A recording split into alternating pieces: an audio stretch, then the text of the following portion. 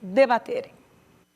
Muito bem, vou começar essa rodada com o Jean Lopes. Jean, muita gente achou no início que poderia ser teoria da conspiração, mas agora o presidente dos Estados Unidos, ele vem a público e diz que está investigando, que vai investigar até o fim. Eu li a reportagem completa, existem impressões digitais únicas que não foram encontradas em nenhum tipo de animal.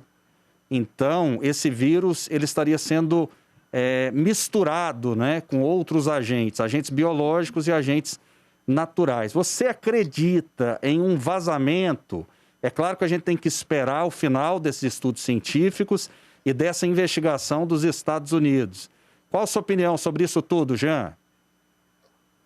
Rafael, o que eu vou dar é isso, uma opinião. Eu não vou dar informação porque eu não as tenho. Então, é uma opinião, é um pensamento crítico, qualquer cidadão tem o direito de fazê-lo, sobretudo um jornalista. E eu, como tal, sou cidadão e sou jornalista, tenho o direito de emitir minha opinião. Eu acredito que o vírus está sendo usado, sim, pelo Partido Comunista Chinês.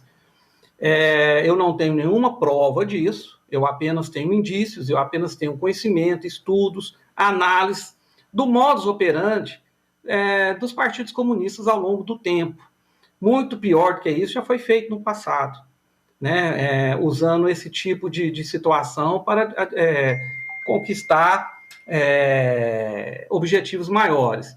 Eu não sei se o vírus foi vazado do laboratório de forma proposital ou de forma descuidada. Eu não tenho essa informação.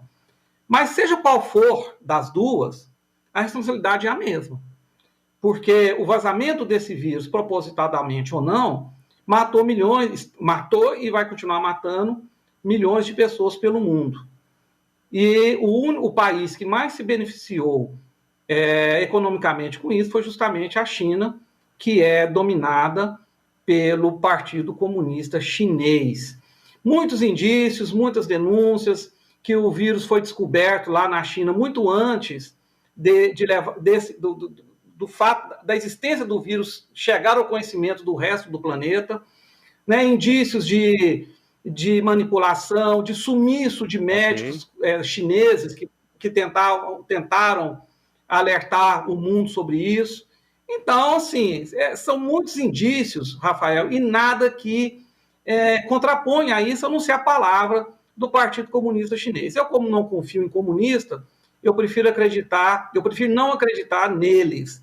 Essa é a minha opinião, Rafael. Promotor de Justiça Fernando Krebs, um estudo científico, né, abrindo a possibilidade do vírus ter sido produzido, vazado de maneira proposital ou aleatória, ou sem querer, né, de um laboratório de Wuhan.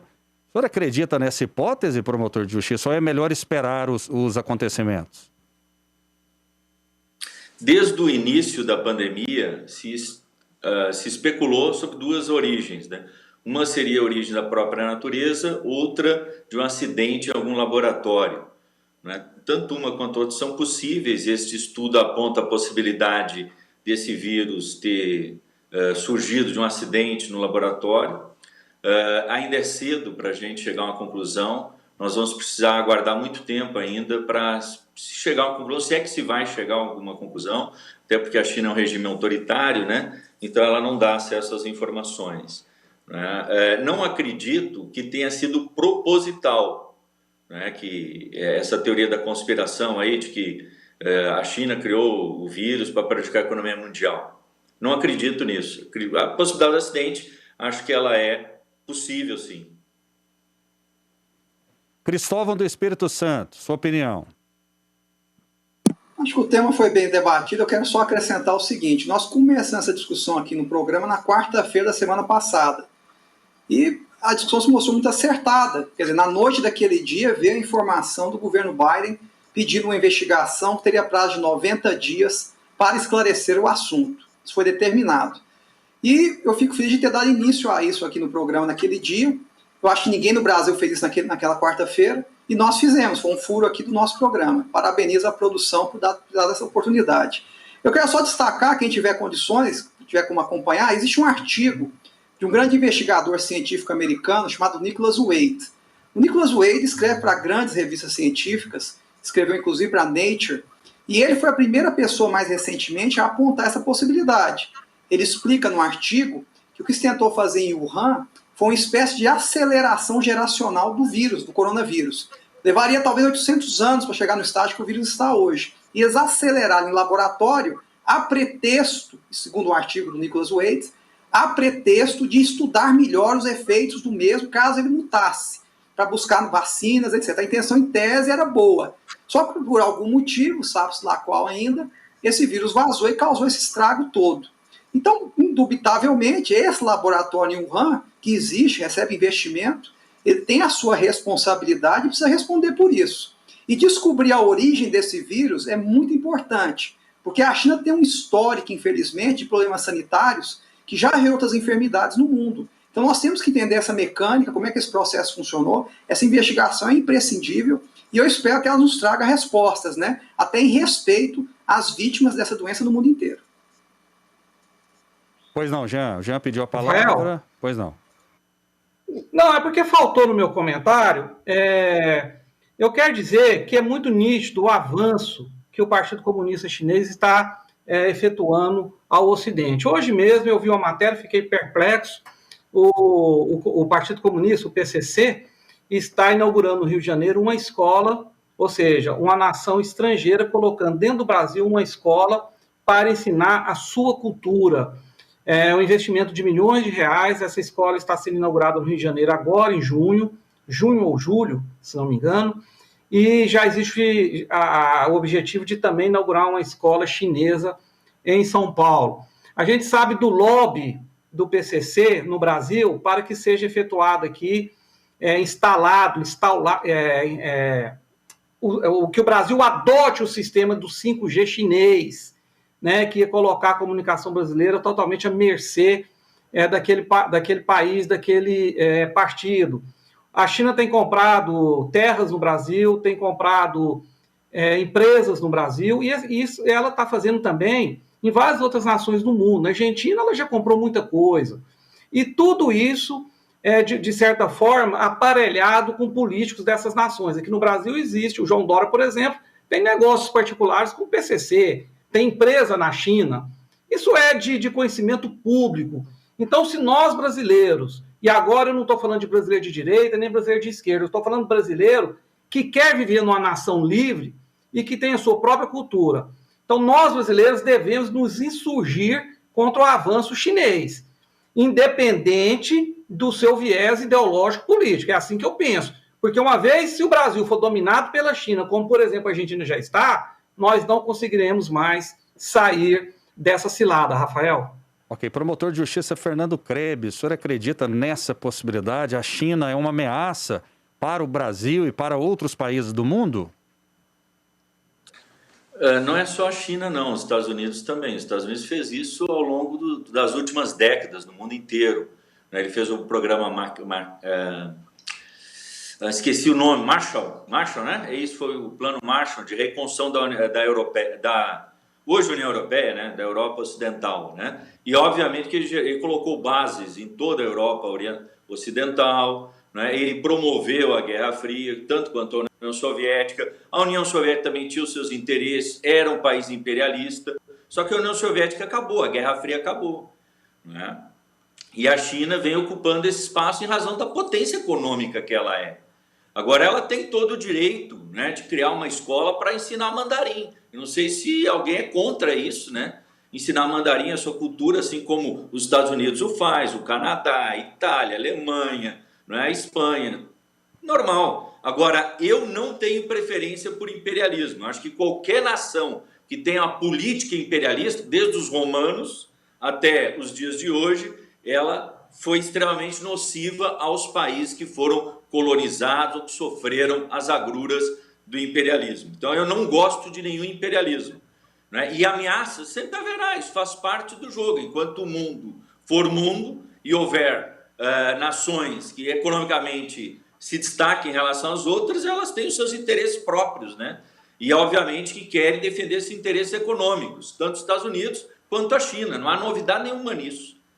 Ok, o que eu não concordo Sim, pois não. é com esse preconceito. Acho que a gente tem que ser pragmático. A China é um grande consumidor de produtos brasileiros. Se a gente continuar repelindo a China, não é, como nós estamos repelindo, ou algumas autoridades repelem, isso poderá ter efeitos econômicos no agronegócio, etc.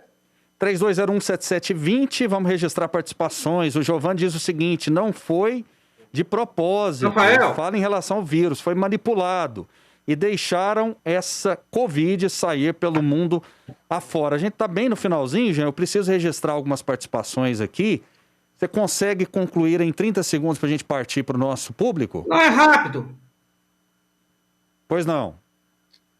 Consigo. Não é uma escola apenas para ensinar o mandarim, é uma escola para ensinar os valores chineses daquela nação. Eu quero dizer que no Brasil já existem 300 mil chineses morando. Não estou falando de colônias antigas, de imigrantes, não. Estou falando de chineses que se mudaram para o Brasil. E o Colégio São Bento, um dos mais tradicionais do Brasil, um colégio, inclusive federal, já está controlado pelo Partido Comunista Chinês. Eu estou aqui com a matéria da revista Oeste, uma revista muito séria que está tratando desse assunto, Rafael. Ok, 32017720, o Jean Lopes passa uma ideia governista de que estão no caminho certo, como se de 2016 para cá acontecessem acertos, e ainda tem coragem de defender as medidas do governo federal. Opinião do nosso telespectador. Ouvinte, vamos lá, mais participações. Ou seja, quebrou, eu não entendi a sua mensagem, mande novamente, por favor. A fala do promotor de justiça, Fernando Krebs, é clara e transparente. Isso incomoda o Jean. Enfim, o Jean puxa tudo para o presidente da República. Não deixou o nome, não deixou. É o Hércules Ramos, do Jardim Goiás, ele é de Rio Verde. Obrigado pela participação. Boa tarde, sou assíduo do programa. Avisa o Jean que a Covid não tem remédio específico. E ele fica recomendando a cloroquina. Você recomenda a cloroquina, Jean?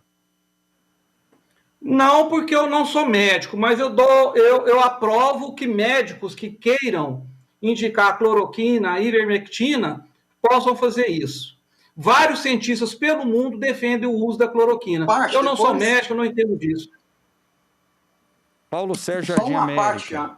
Pois não. Você me dá 30 segundos? 30 só para esclarecer. Hoje o Jean não fez nenhuma menção a remédio aqui, nesse programa pelo menos.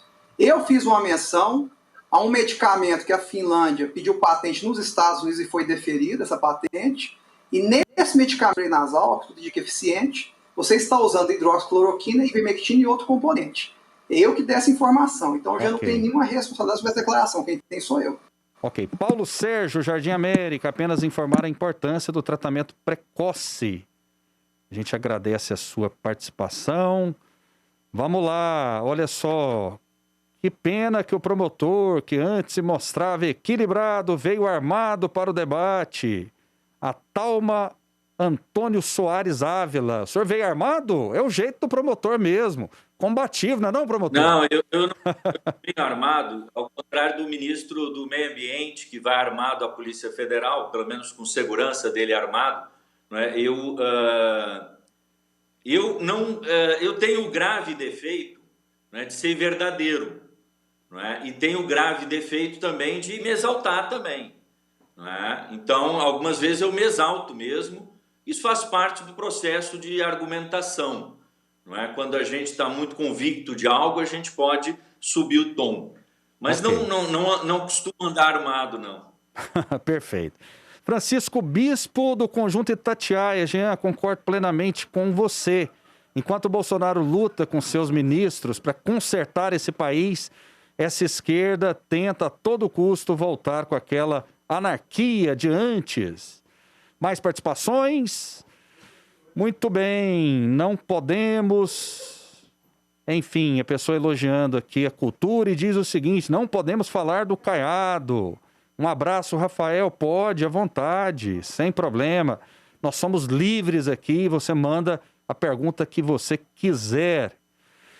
A TV Cultura é minha emissora preferida, porém, ele fala aqui, né, ele gosta da cultura, nós gostamos do que é de Goiás, nós gostamos da TV Brasil Central, TV Brasil Central, Agência Brasil Central, nós somos goianos, nós somos bairristas, a gente respeita, evidentemente, a cultura. Mais participações... O Bolsonaro faz manifestações diariamente sem nenhum tipo de proteção, colocando toda a população em risco. Sueli, me desculpa, mas as manifestações elas foram muito parecidas, né, na minha modesta opinião. Rafael, estou na audiência. O Jean dá show nos comentários. Ele e o Cristóvão. Tem um grande talento. Aqui é o Lucas de Aparecida de Goiânia. Muita gente participando, é impressionante, né, a audiência que nós temos aqui no Jornal Brasil Central. Bons esclarecimentos do Cristóvão Espírito Santo com relação ao poder dominante mundial. Parabéns. É o Sérgio Horácio. Manda um abraço para o Sérgio aí, Cristóvão. Agradecer ao Sérgio Horácio, comentário generoso, e a todos, né, que têm elogiado o nosso trabalho. E eu volto a dizer, o jornalismo que nós fazemos aqui na Agência Brasil Central, ele é inovador, está mudando a cara do jornalismo no estado de Goiás e no Brasil.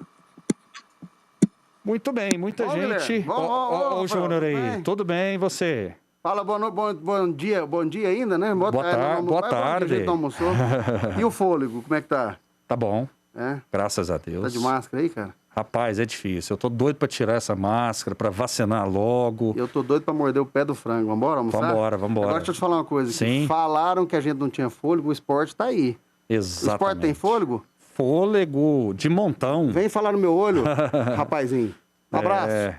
É isso aí. Loguinho eu vou mandar, loguinho a gente vai encontrar. E a gente sai do protocolo aqui mesmo com o presidente Reginaldo Júnior. Obrigado ao promotor de justiça Fernando Krebs. Obrigado ao Jean Lopes, ao Cristóvão do Espírito Santo.